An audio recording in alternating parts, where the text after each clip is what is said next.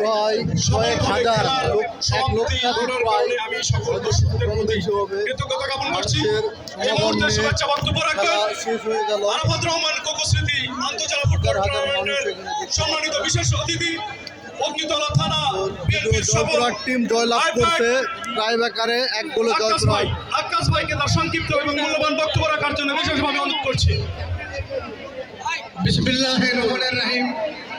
অত্র এলাকার ক্রীড়া আমাদের ভাই বোনেরা সকলের প্রতি আমার সালাম ও আসসালামু আলাইকুম।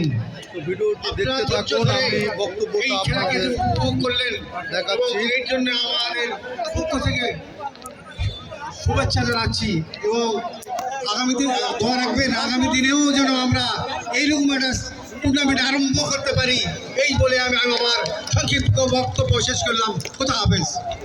ধন্যবাদ আকাশ ভাইকে তার সংক্ষিপ্ত বক্তব্য রাখার জন্য।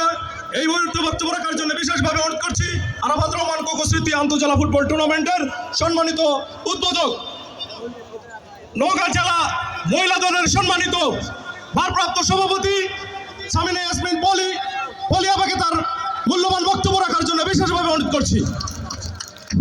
বিসমিল্লাহির রহমানির রহিম।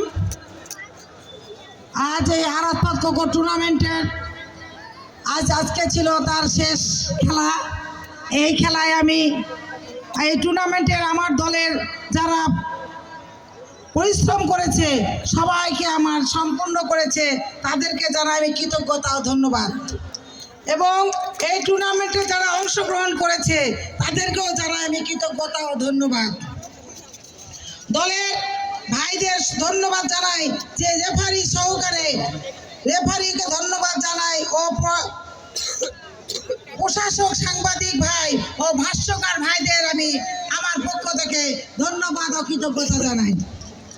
আমাদের আরো পক্ষ থেকে লক্ষ্য করে আমি এই খেলা আজ 17 বছর ভরা আমরা খেলা দেখি নাই।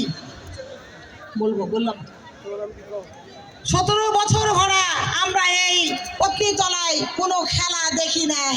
আপনারা কি দেখেছিলেন ভাইরা? তাহলে এই খেলা হলো অবশ্যই খুব ভালো একটা খেলা। আমি মনে করি প্রায় 1.5 মাস ভরা এই খেলা হলো।